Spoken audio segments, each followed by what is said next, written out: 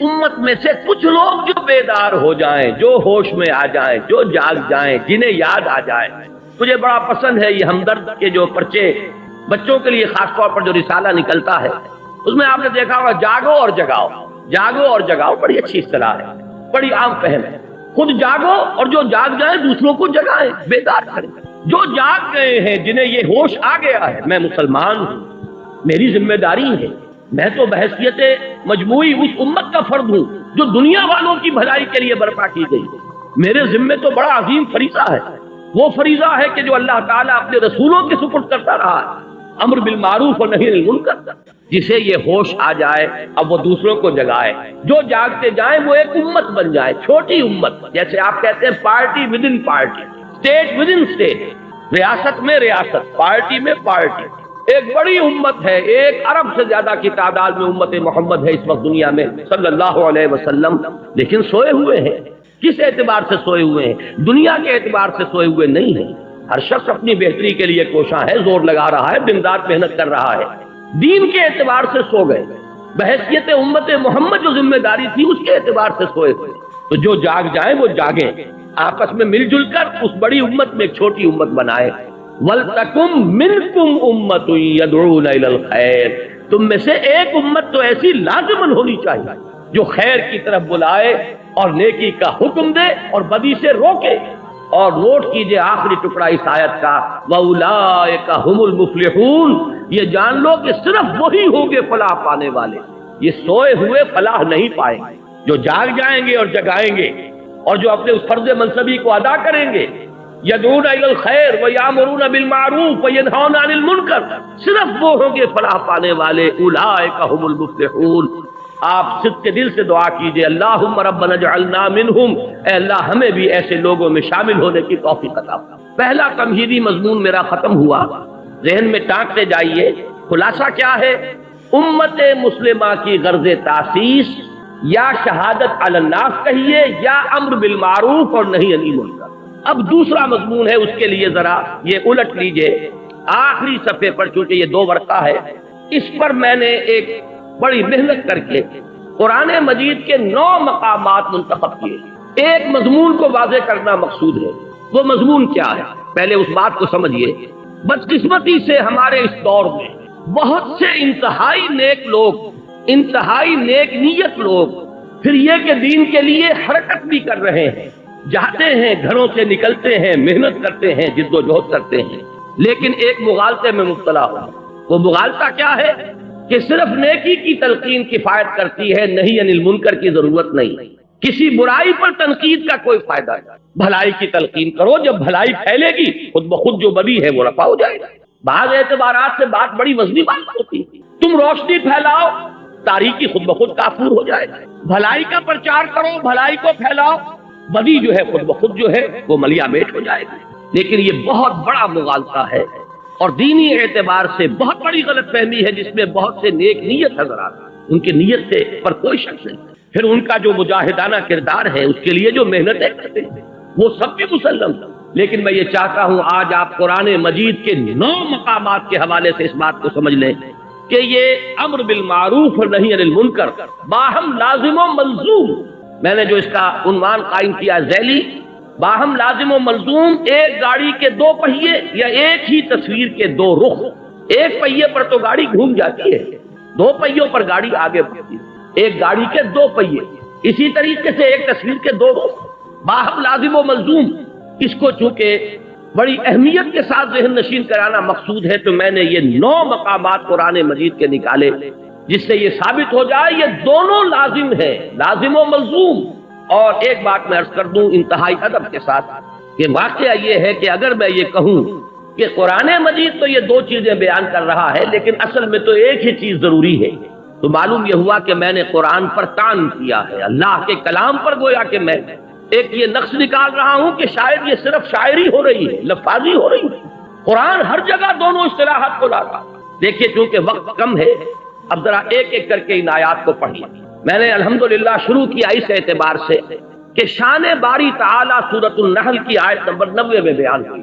اور یہ آیت تو آپ میں سے ہر شخص کو یاد ہوگی، اس لیے کہ ہر خطبہ جمعہ میں آپ یہ آیت سنتے ہیں. خطبہ ثانیہ جب ہوتا ہے، جس کے بعد کھڑے ہو جاتے ہیں، نماز کے لیے تو یہ آیت جو ہے اس پر خطبہ ختم ہوتا ہے. ان اللہ یأمر بالعدل والاحسان وایتاء ذی القربى وینہی عن الفحشاء والمنکر والبغی یعظکم لعلکم تذکرون.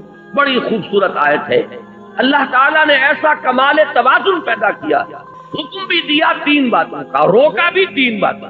عجیب توازن ہے، ذرا غور کیجئے اس کے حسن توازن ہی میں سارا حسن ہوتا ہے. 2 چیزیں ہیں، اگر آپ نے توازن ڈسٹرب کر دیا اس میں حسن باقی نہیں رہے گا. ان اللہ یامر بالعدل والاحسان وایتاء ذی القربى، اللہ حکم دیتا ہے عدل کا، احسان کا اور قرابت داروں کا حق ادا کرنا. میں چونکہ اس وقت درس نہیں دے رہا ہوں ان آیات کا، مقصود صرف یہ ہے کہ آپ کے پیش نظر رہے کہ امر اور نہی یہ دونوں ساتھ ساتھ، اور اس میں یہاں توازن اللہ نے اس درجے کیا ہے کہ 3 ہی چیزیں مقابل میں لایا. وَيَنْهَى عَنِ الْفَحْشَاءِ وَالْمُنْكَرِ وَالْبَغْيِ يَعِظُكُمْ لَعَلَّكُمْ تَذَكَّرُونَ. اللہ بھی نیکیوں کا حکم دیتا ہے تو بدیوں سے روکتا ہے. ورنہ اگر وہ فلسفہ درست ہوتا کہ محض نیکی کی تلقین سے بدی خود بخود کافور ہو جائے گی تو بدی کی نشاندہی کر کے اس سے روکنے کی اضافی طور پر ضرورت نہیں. آگے چلیے نمبر 2، تقاضائے فطرت و حکمت. یہاں میں نے سورہ لقمان کی آیت لی ہے. حضرت لقمان کے بارے میں آپ حضرات کے علم میں ہوگا، نہ وہ نبی تھے نہ کسی نبی کے امتی تھے. سلیم العقل سلیم الفطرت انسان، حکیم اور دانا انسان. انہوں نے اپنے غور و فکر سے جو نتائج اخذ کیے ہیں وہ ہیں جو قرآن مجید نے سورہ لقمان کے دوسرے رکوع میں جو وصیتیں انہوں نے اپنے بیٹے کو کی تھی. وَإِذْ قَالَ لُقْمَانُ لِابْنِهِ وَهُوَ يَعِظُهُ يَا بُنَيَّ لَا تُشْرِكْ بِاللَّهِ. یہاں سے قرآن مجید نے حضرت لقمان کو امر بنا دیا، اس لیے کہ ان کا ذکر جب تک قرآن ہے ان کا ذکر موجود ہے اور ہمیشہ قرآن رہے گا، ان کا ذکر موجود رہے گا. یہ شان ہے اللہ نے اپنے اس بندے کی جو بڑھائی ہے کہ قرآن مجید میں اس طریقے سے تعین کے ساتھ یا تو رسولوں کا نام آتا ہے یا یہ کہ صحابہ میں سے حضرت زید کا ذکر خاص طور پر صحابہ جو ہے اس اعتبار سے کیا کرتے تھے کس قدر خوش قسمت ہے اس کا نام قرآن میں آیا. فلما قضى زید وطرها، تو یہ وطرہ منہا زید وطرہ یہ سورہ احزاب میں آیا تو لوگ رش کرتے تھے زید تمہارا نام قرآن میں آیا. ایسے ہی یہ ایک حکیم اور دانا انسان. اب ان کی اسی لیے میں نے عنوان قائم کیا تقاضائے فطرت اور حکمت. فطرت اور حکمت کا تقاضا یہ ہے. اب ان کی یہ آیت نوٹ کیجئے جو قرآن مجید میں ان کی بات نقل فرمائی گئی، یا بنی اقیم الصلاۃ وامر بالمعروف وانہی عن المنکر واصبر علی ما اصابک ان ذلک من عزم الامور. اے میرے بچے نماز قائم رکھ، نیکی کا حکم دے، بدی سے روک اور پھر صبر کر جو تجھ پر بیتے. دیکھیے بڑی پیاری بات، نیکی کی تلقین پر کبھی آپ کو ریزنٹمنٹ نہیں ہوگی. لوگ سن لیں گے مانے یا نہ مانے، بھائی بھلا کام کیا کرو، نیک کام کیا کرو، بھائی نماز پڑھا کرو، بھائی روزہ رکھا کرو، کوئی آپ کو پلٹ کر گالی نہیں دے گا. یہ دوسری بات ہے کہ جیسے چکنے گھڑے پر پانی پڑتا ہے اور نکل جاتا ہے اور ایک کان سے سنا دوسرے کان سے نکال دیا. لیکن اصل میں جب جوابی کارروائی ہوتی ہے لوگوں کی طرف سے، جب آپ کسی بدی پر روکیں اس وقت پھر ریزنٹمنٹ ہوتی ہے، اس وقت پھر جو ہے ریٹیلیشن ہوتی ہے. چھوٹے سے بچے کو کہہ کر دیکھیے کہ بیٹے یہ کھیلنے کی جگہ نہیں ہے، یہ کرکٹ کا میدان نہیں ہے، یہ سڑک ہے. کسی کا سر پھوڑ دو گے، کسی کی گاڑی کا شیشہ توڑ دو گے، لیکن ذرا کہہ کے دیکھیے پھر آپ کا وہاں سے اپنی عزت کو سالم لے کر واپس چلا جانا آسان نہیں ہوگا. چھوٹی سی چھوٹی بات کہہ کر دیکھیے کسی کو. اس لیے یہاں حضرت لقمان فرما رہے ہیں میرے بچے نماز کو قائم رکھ، نیکی کا حکم دے، بدی سے روک اور پھر جو آئے اسے جھیل، برداشت کر، صبر کر. وَاصْبِرْ عَلَىٰ مَا أَصَابَكَ. یہی تو ربط ہے سورۃ العصر میں، وَالْعَصْرِ إِنَّ الْإِنسَانَ لَفِي خُسْرٍ إِلَّا الَّذِينَ آمَنُوا وَعَمِلُوا الصَّالِحَاتِ وَتَوَاصَوْا بِالْحَقِّ وَتَوَاصَوْا بِالصَّبْرِ. حق کی وصیت کر کے ظاہر بات ہے کہ پھر آپ کو صبر کی بھی ضرورت پیش آئے. تیسری چیز پر آئیے شان محمد صلی اللہ علیہ وسلم. یہ سورہ اعراف کی ایک آیت ہے. اس کا پس منظر یہ ہے کہ جب حضرت موسیٰ علیہ السلام کو اللہ تعالیٰ نے کوہ طور پر بلا لیا تھا 30 راتوں کے لیے، پھر وہ بڑھا کر 40 راتیں کی گئی، اور وہاں ان کی عدم موجودگی میں بنی اسرائیل نے بچڑے کی پرستی شروع کر دی. تو جب وہ واپس آئے ہیں تو بہت غضبناک ہوئے، وہ تو آپ کے علم میں پورا واقعہ ہے. پھر سب سے بڑی توبہ ہوئی ہے تاریخ میں، 70,000 یہودی قتل ہوئے ہیں اس مرتد ہونے کی پاداش میں. ہر قبیلے میں سے جنہوں نے شرک کیا تھا، تو جو لوگ توحید پر قائم رہے انہیں حکم دیا گیا کہ اپنے رشتہ داروں کو ذبح کرو. مرتد کی سزا اسلام نے قتل ہے. انہوں نے اسلام لانے کے بعد، نبی کے ساتھی ہونے کے بعد اور گائے کی پرستش کی. یہ سارا جو ہے جس کو آج کی اصطلاح میں آپ پرج بھی کہہ سکتے ہیں، بہت بڑا پرج ہوا یہ اپنی اس پارٹی کا. اس کے بعد کوہ طور پر وہ 70 سرکردہ لوگوں کو لے کر حاضر ہوئے. دعا کی پروردگار ہم سے خطا ہو گئی ہے، معاف فرما دے اور ہمارے لیے رحمت کا فیصلہ فرما دے. اس کا جواب دیا گیا کہ ایک تو میری رحمت عام ہے، وہ تو ہر شے کے ساتھ، رحمتی وسعت کل شے. ایک میری خاص رحمت ہے جو میں نے لکھ دی ہے اپنے ان بندوں کے لیے جو میرے رسول نبی امی پر ایمان لائے گے صلی اللہ علیہ وسلم. یہ سورہ اعراف کی آیت نمبر 157 ہے. اس نبی امی کی جو شان بیان ہوئی ہے صلی اللہ علیہ وسلم، وہ آیت ہے یہ: الذین یتبعون الرسول النبی الامی الذی یجدونہ مکتوبا عندہم فی التوراۃ والانجیل. وہ لوگ کہ جو پیروی کریں گے میرے رسول نبی امی کی، جس کو وہ دیکھیں گے موجود پائیں گے لکھا ہوا اپنے پاس تورات اور انجیل میں، یعنی جن کی پیشین گوئیاں درج ہوں گی. اب وہ نبی جب آئیں گے کیا کریں گے؟ دیکھیے پہلا کام کیا ہے: یامرہم بالمعروف وینہاہم عن المنکر ویحل لہم الطیبات ویحرم لہم الخبائث. نبی جب آئیں گے میرے نبی امی، میرے رسول نبی امی صلی اللہ علیہ وسلم کیا کریں گے؟ انہیں نیکیوں کا حکم دیں گے، بدی سے روکیں گے، ان کے لیے طیب چیزوں کو حلال ٹھہرائیں گے اور ناپاک اور گندی اور خبیث چیزوں کو حرام ٹھہرائیں گے. لیکن اس میں پہلی شے جو آ رہی ہے وہ کیا ہے؟ وہی گاڑی کے دونوں پہیے لازم و ملزوم، یامرہم بالمعروف وینہاہم عن المنکر. نمبر 4، شان صحابہ رضی اللہ تعالیٰ عنہ. اب آپ نے نوٹ کیا ہوگا میں درجہ بدرجہ سیڑھی اتر رہا ہوں. شان باری تعالیٰ سب سے اوپر پر، پھر وہ فطرت اللہ التی فطر الناس علیہا. اس کو انسانوں کی فطرت کو کہا گیا فطرت اللہ، اس لیے نمبر 2 پر اس کو لایا ہوں. نمبر 3 پر رسول صلی اللہ علیہ وسلم. نمبر 4 پر صحابہ، درجہ بدرجہ نیچے اتر رہے ہیں. صحابہ کی شان کیا ہے؟ سورہ توبہ کی آیت نمبر 71: والمومنون والمومنات بعضهم اولیاء بعض یامرون بالمعروف وینہون عن المنکر. مومن مرد اور مومن عورتیں آپس میں ایک دوسرے کے ساتھی ہیں، پشت پناہ ہیں، مددگار ہیں، حمایتی ہیں. اور ان کی شان کیا ہے؟ یامرون بالمعروف وینہون عن المنکر. نیکی کا حکم دیتے ہیں، بدی سے روکتے ہیں. اس کا ذرا کانورس بھی دیکھ لیجئے. یہ کانورس کا لفظ شاید میری عمر کے لوگوں کو یاد آیا ہو جنہوں نے انگریزی میں میٹرک میں جیومیٹری پڑھی تھی. ہر تھیورم کا ایک کانورس ہوتا تھا، ایک نظریہ ہے، ایک اس کا عکس ہے. تو اس کا بھی ایک عکس ہے. منافقین کی شان بیان ہوئی ہے، کیفیت منافقین، اسی سورہ توبہ کی آیت نمبر 67 میں: المنافقون والمنافقات بعضهم من بعض یامرون بالمنکر وینہون عن المعروف. لفظ دونوں یہاں بھی آ گئے. یہ منافق مرد اور منافق عورتیں یہ ایک دوسرے میں سے ہیں، یہ ایک دوسرے کے ساتھی ہیں، پشت پناہ ہیں، مددگار ہیں. وہ کیا کرتے ہیں؟ وہ نیکی سے روکتے ہیں اور بدی کا حکم دیں. یہاں میں ذرا ایک حدیث بھی آپ کو سنا دوں. ایک مرتبہ حضور نے صحابہ کرام سے فرمایا: تم لوگوں کا کیا حال ہوگا؟ کیف انتم اذ لا تأمرون بالمعروف ولا تنہون عن المنکر. کیا حال ہو جائے گا مسلمانوں تمہارا جب تم نیکی کا حکم دینا چھوڑ دو گے اور بدی سے روکنا چھوڑ دو گے. صحابہ حیران ہوئے. ان کے لیے تو یہ ناقابل قیاس، ناقابل گمان بات. انہوں نے کہا: وَقَائِنٌ ذَلِكَ یا رسول اللہ. انہوں نے حیرت کے ساتھ کہا: ہے اللہ کے رسول، کیا ایسا ہونے والا ہے؟ آپ نے فرمایا: بل اشد من ذلك سیکون. تم اسی پر حیران ہو رہے ہو میرے صحابہ، اس سے بھی زیادہ شدید کیفیت پیدا ہو جائے. اب وہ حیران ہوئے، وہ کیا ہوگی؟ فرمایا: تامرون بالمنکر فتنہون عن المعروف. وہ دور بھی آ جائے گا کہ تم منکر کا حکم دو گے اور بدی کا حکم دو گے اور نیکی سے روکو. یہ وہ شان ہے منافقین کی کیفیت. گویا کہ حضور نے فرمایا ایک وقت آئے گا میری امت میں یہ نفاق عام ہو جائے گا. آج آپ کا معاشرہ وہی ہے. نیکی کے راستے پر چلنا بہت مشکل ہے، بدی کے راستے کھلے ہیں، کشادہ ہے، کوئی ریزسٹنس ہے ہی نہیں. کوئی نوجوان ذرا داڑھی رکھ لے، تمام رشتہ دار، اعزاء، قریب، والدین وہ اس کے سر کو اس پر سوار ہو جائیں گے. تم نے کیا کیا؟ ذرا گھر میں کوئی شرعی پردہ کر کے نافذ کر کے دیکھیے. You will be an outcast. آپ اپنے معاشرے سے نکال دیے جائیں. آپ بالکل، آپ کا تعلق جو ہے وہ معاشرے سے، عزیزوں سے کٹ جائے. کر کے دیکھ لیجیے. اس لیے کہ حضور نے فرمایا تھا: بل اشد من ذلک سیکون، کہ میری امت پر وہ وقت بھی آنے والا ہے کہ صرف یہی نہیں ہوگا کہ نیکی کا حکم دینا روک دیں گے اور بدی سے روکنا جو ہے وہ چھوڑ دیں گے، بلکہ اشد من ذلک سیکون. اور وہ کیا ہے؟ تأمرون بالمنکر وتنہون عن المعروف، جو کہ اس وقت منافقین کی شان۔ آگے آئیے، یہ چھٹی آیت میں ابھی آپ کو سنا چکا ہوں پہلے ہی، امت کا فرض منصبی، کنتم خیر امت اخرجت للناس تأمرون بالمعروف وتنہون عن المنکر۔ نمبر 7، دور زوال میں امت مسلمہ کے لیے سہ نکاتی لاہ عمل کا نقطہ عروج، یہ 3 آیات جو یہاں درج ہیں۔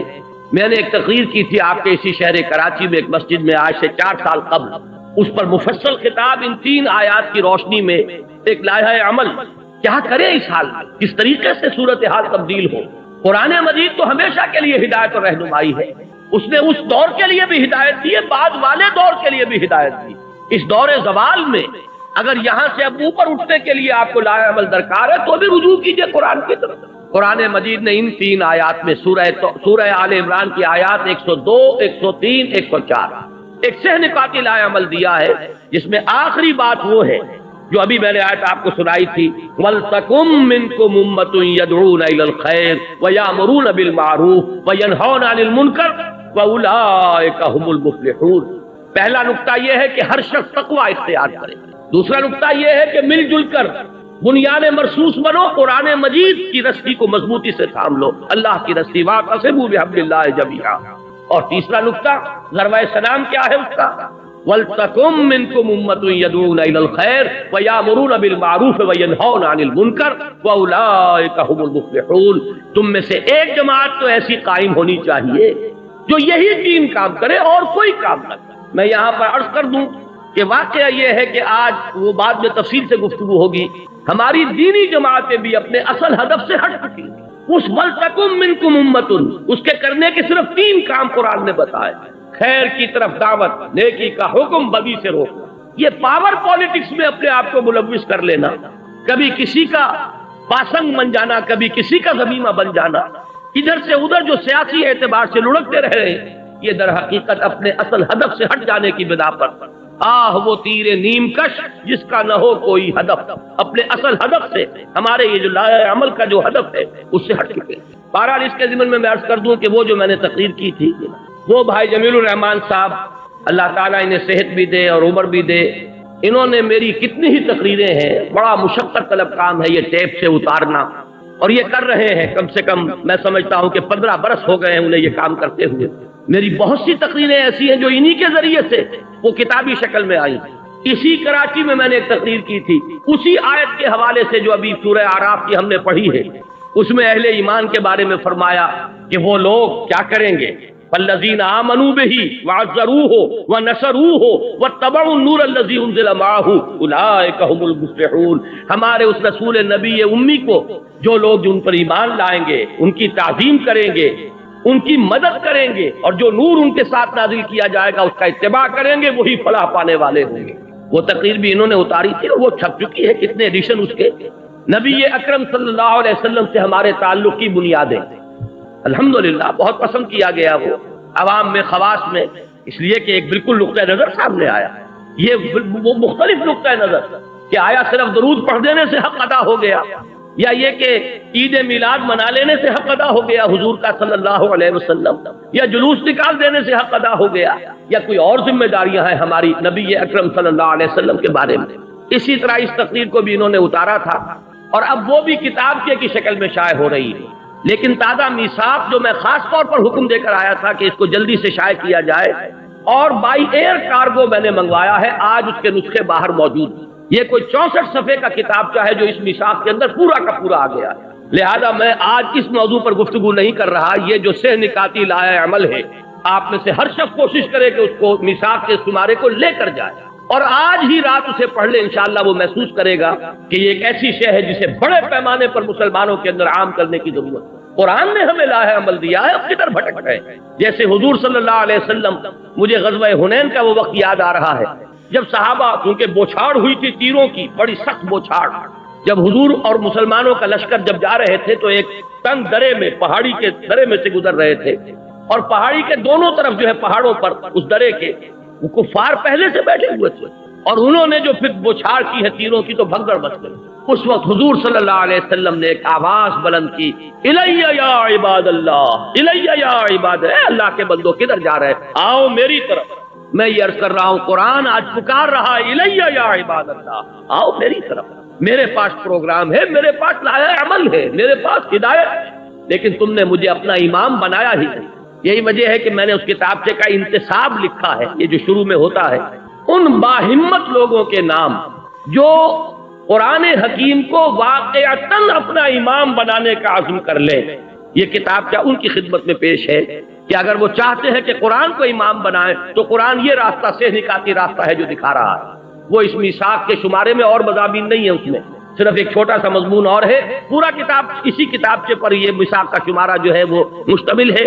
وہ میں پھر عرض کر رہا ہوں کہ لے کر جائیے، یوں سمجھیے کہ میرے آج کے درس کا یہ تتمہ ہے، تکملہ۔ اب آ جائیے اس موضوع کی طرف۔ ہم نے 7 مقامات دیکھ لیے کہ جہاں امر بالمعروف اور نہی عن المنکر لازم و ملزوم ہے۔ 8واں یہ سورہ حج کی آیت نمبر 41 ہے، اصحاب اقتدار کا فرض عین، الذین ان مکناہم فی الارض اقاموا الصلاۃ وآتوا الزکاۃ وامروا بالمعروف ونہوا عن المنکر وللہ عاقبۃ الامور۔ وہ لوگ کہ جنہیں اگر ہم اختیار اور اقتدار اور تمکن فی الارض، حکومت عطا فرما دیں تو وہ کیا کریں گے؟ نماز قائم کریں گے، زکوٰۃ کا نظام قائم کریں گے، نیکیوں کا حکم دیں گے، بدی سے روکیں گے۔ وہی امر بالمعروف اور نہی عن المنکر گاڑی کے دونوں پہیے۔ آخری مقام وہ ہے جو آج آپ نے آیات ابھی سنی عزیزم اسد الرحمان صاحب سے، یہ ہے سرفروش اور جانباز اہل ایمان کے اوصاف کا ذروہ سنام۔ یہ آیات کاش کے پورا کا پورا درس ان 2 آیتوں پر ہوتا۔ اس کا آغاز ہوا ان اللہ اشترى من المؤمنین انفسهم واموالهم بان لهم الجنہ، اللہ نے تو اہل ایمان سے ان کی جانیں اور مال خرید لیے ہیں جنت کے عوض۔ جنت چاہیے تو جان اور مال میرے حوالے کر دو۔ جو بھی باشعور صاحب ایمان ہے وہ گویا کہ اللہ کے ساتھ ایک بیع و شراء کر چکا، اپنی جان اور مال اللہ کے ہاتھ فروخت کر چکا۔ لہذا اسی کا مظہر یہ تھا کہ وہ لوگ سرفروشی اور جاں فشانی جب پکارا گیا میدان میں آ گئے جان ہتھیلی پر رکھ کر۔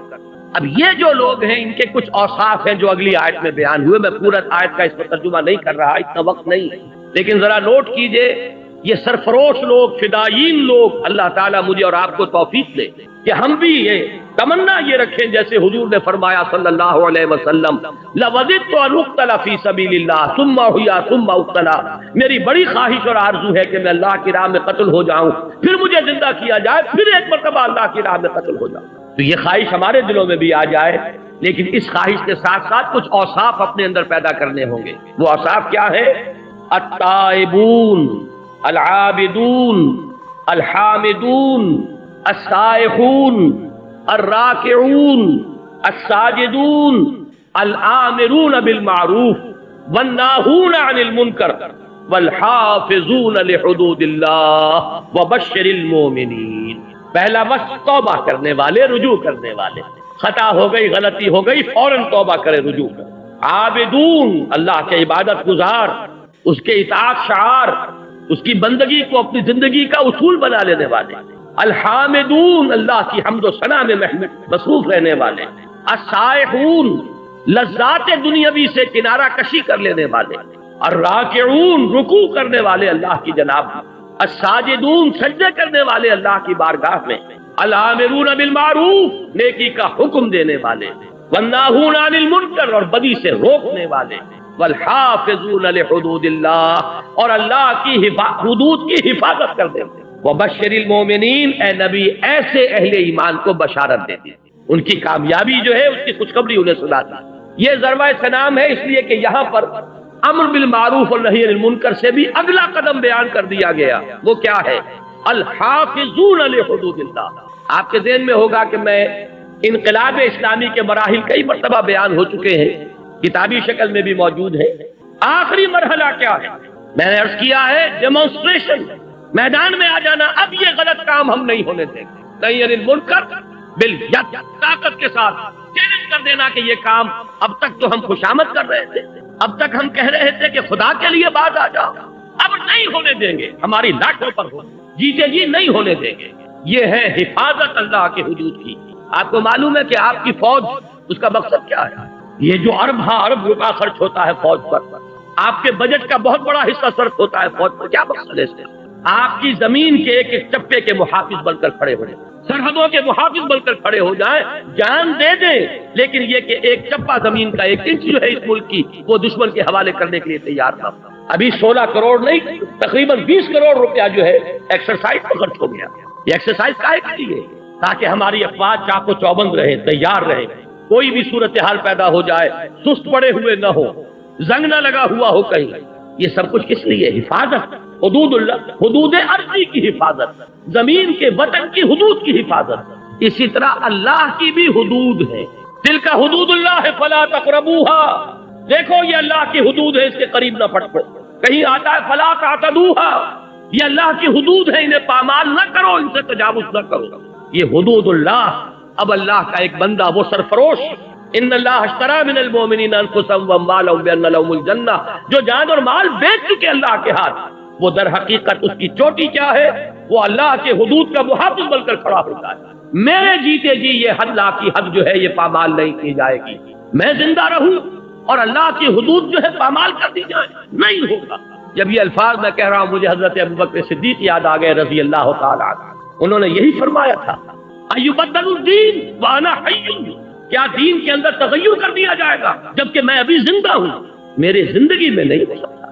جبکہ کچھ لوگوں نے زکات دینے سے انکار کیا تھا اور کچھ حضرات نے مشورہ دیا تھا، آپ یہ اتنے سارے محاذ ایک دم نہ کھول لیجئے، ایک طرف تو مدعیان نبوت ہے کھلم کھلا مرتد، ٹھیک ہے ان کے خلاف اقدام کیجئے، لیکن انہوں نے کسی نبی کو تو نہیں مانا ہے، کسی چیز کا انکار نہیں کیا ہے، کلمہ پڑھ رہے ہیں، آپ ان کے خلاف جو ہے محاذ نہ کھولیے، اس لیے کہ اس وقت بڑے حالات مخدوش ہیں۔ تو الفاظ کیا تھے ابوبکر صدیق کے؟ کیوں بن گئے وہ افضل البشر بعد الانبیاء بالتحقیق؟ یہ وہ مقام جو حاصل ہوا ہے، ایبدل الدین، کیا دین کے اندر تبدیلی کر دی جائے گی؟ وانا حی، اس حال میں کہ میں زندہ ہوں، نہیں ہو سکتا۔ فرمایا تھا انہوں نے جب حضرت عمر نے یہ کہا تھا، مشورہ دیا تھا کہ اس وقت حالات ٹھیک نہیں ہیں، آپ ایک طرف جو جیش اسامہ ہے اس کو بھی نہیں روک رہے، روم کے ساتھ ٹکراؤ جو ہے اسے بھی جاری رکھ رہے ہیں، اس دلیل پر کہ حضور نے جو جھنڈا باندھ دیا تھا میں اسے کیسے کھول دوں؟ حضور نے لشکر تیار کر دیا تھا، جائے گا تو کیا کریں گے؟ یہاں پہ کون محافظ ہوں گے؟ انہوں نے فرمایا تھا کہ اگر کوئی محافظ نہ ہو، اگر درندے آ کر ابو بکر کو لوٹیں تب بھی یہ کام ہو کر رہے، اس لیے کہ نبی صلی اللہ میں اللہ کے رسول کا خلیفہ ہوں، ان کے جو کام ہے ان کے مشن کی تکمیل میرا مقصد ہے زندگی، یہ ہے حفاظت حدود اللہ۔ تو یہ جو یہاں 9 اوصاف بیان ہوئے ہیں، اللہ تعالی ہمیں ان میں سے ایک ایک وصف اپنے اندر جذب کرنے کی توفیق عطا فرمائے۔ التائبون العابدون الحامدون السائحون الراکعون الساجدون الآمرون بالمعروف والناہون عن المنکر والحافظون لحدود اللہ۔ پھر کوالیفائی کرتا ہے آدمی، یہاں پہنچتا ہے، اب کوالیفائی کرتا ہے اس بشارت کے لیے، وَبَشِّرِ الْمُؤْمِنِينَ، اے نبی ایسے اہل ایمان کو بشارت دے جنہوں نے اپنی جانیں اور مال اللہ کے ہاتھ فروخت کر دیے، اور اس فروخت کرنے کے بعد ان کی زندگی کا، ان کے کردار کا، ان کے شب و روز کا نقشہ یہ ہے۔ بہرحال اگرچہ اس میں کئی دوسرے مضامین بھی ضمنی طور پر آ گئے، لیکن میرے اس بیان کا مقصد کیا تھا؟ اس حقیقت کو واضح کرنا کہ امر بالمعروف اور نہی عن المنکر انسیپریبل، ان کو ایک دوسرے سے جدا نہیں کیا جا سکتا، یہ ایک ہی حقیقت کے اجزاء لا ینفک غیر منفک، جس کو علیحدہ نہیں کیا جا سکتا۔ یہ غلط فہمی رفع ہو جانی چاہیے۔ یہ مغالطہ جنہیں بھی ہیں انہیں اللہ تعالیٰ ان کو اپنے اس مغالطے پر متنبہ اور مطلع ہونے کی توفیق عطا فرمائے۔ ہمارا کام یہی ہے کہ جو بات کتاب و سنت سے سمجھ میں آتی ہے اسی کو ہم لوگوں کے سامنے بیان کریں اور عام کریں۔ باقی یہ ہے کہ لوگوں کے دل میں اور ان کے ذہن کے اندر ان باتوں کو ڈالنا یہ اللہ کے ہاتھ میں، یہ کسی انسان کے بس میں نہیں۔ میں پہلے ہی عرض کر چکا ہوں، نیکی بھی ہے، تقویٰ بھی ہے، جد و جہد بھی ہے، حرکت بھی ہے، محنت بھی ہے، لیکن ایک بہت بڑا مغالطہ کہ صرف بھلائی کی تلقین، صرف نیکی کی تلقین، صرف فضائل کی تلقین کے ذریعے سے سارے معاملات دور صحیح ہو جائیں گے، ساری گندگیاں دھل جائیں گی، یہ ممکن نہیں ہے۔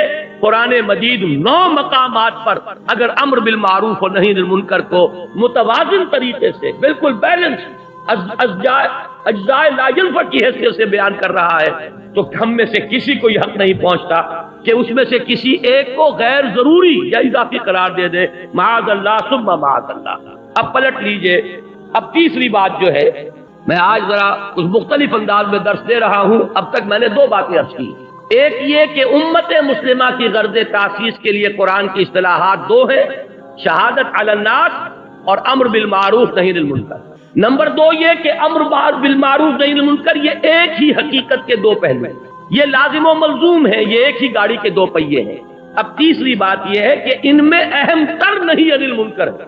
اگر علیحدہ غور کرنا ہے اور خاص طور پر علماء اور صوفیاء اور احبار اور رہبان ان کے کرنے کا اصل کام یہی ہے. یہ میں چاہتا ہوں کہ اچھی طریقے سے آپ سمجھ لیں، اس لیے کہ عنوان میں نے نوٹ کرایا تھا علماء و صلحاء کے کرنے کا اصل کام اور عذاب الہی سے نجات کی واحد راہ. اس کے ضمن میں یہ چند آیات کا ترجمہ سن لیجئے اور پھر یہ 3 احادیث ہیں جو ہمیں پڑھنی ہے. بڑی محنت کے ساتھ اسے چھپا کر لایا ہوں آپ کے لیے. بہت مواد ہے ان 2 اوراق کے اندر، 4 صفحے ہیں، لیکن آپ جا کر غور کریں گے یہ پوری کتاب کا مضمون ہے جو اس کے اندر جمع کر دیا گیا. لیکن یہ کہ آپ کے پاس یہ بڑا ہینڈی رہے گا، آپ کی جیب میں رکھا رہے گا. غور کرتے رہیے، ان آیات کو یاد کرتے رہیے، یہ احادیث ہر وقت آپ کے سامنے رہے، آپ لوگوں کو سمجھائیے، سنائیے. اور یہ احادیث کا عکس میں نے لیا ہے اور اس کو شائع کیا ہے مکمل حوالوں اور متن کے ساتھ. اگر ویسے ہی تقریر کے اندر صرف حدیث کا مفہوم آ جائے تو یاد نہیں رہتا، آگے آپ بات کر نہیں سکتے. دیکھیے سورہ مائدہ میں بنی اسرائیل پر تنقید ہوئی ہے.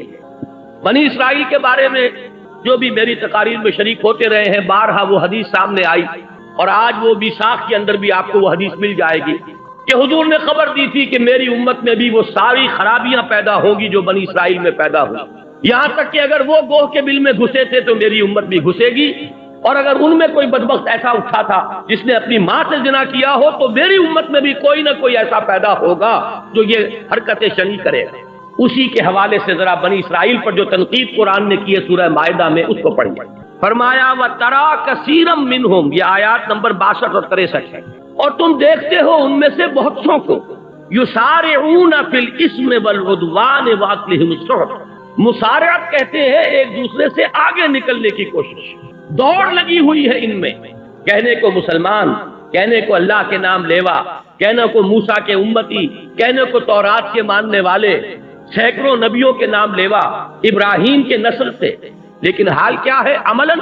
ترا کثیر منہم یسارعون فی الاسم والعدوان واکلہم السحت، 3 کاموں میں ایک دوسرے سے بڑھنے کی کوشش کر رہے ہیں. وہ کیا ہے؟ اسم، گناہ کا کام، حق تلفی کا کام، لوگوں کے حقوق ضبط کرنے اور سلب کرنے کا کام، والعدوان اور زیادتی اور ظلم تعدی، واکلہم السحت اور حرام خوری کے اندر سود خوری ہو رہی ہے، حرام خوری ہو رہی ہے، جوا ہو رہا ہے. آپ کے اس ملک میں جتنے بڑے پیمانے پر جوا ان دنوں میں ہوا ہے آپ کو معلوم ہے، وہ سیور ریفل جو ہے وہ اتنا کروڑوں بلکہ اربوں کے روپے میں. آپ کی حکومت کی ذمہ دار وزیر اعظم اس نے یہاں تک کہہ دیا کہ یہ ہمارے باقی ٹیکسز ویکسز جو ہے میں تو وزیر خزانہ سے کہنے والی ہوں کہ سب کو چھوڑو اور یہ دھندا شروع کرو. اس میں جو رقم آتی ہے وہ تو کسی اور کام میں ہم نے دیکھی نہیں. یہ کون سے لوگ؟ وہی مسلمان، وہی محمد کے نام لیوا، وہی وہ ان انعامات کی امید میں جوا کھیلنے والے.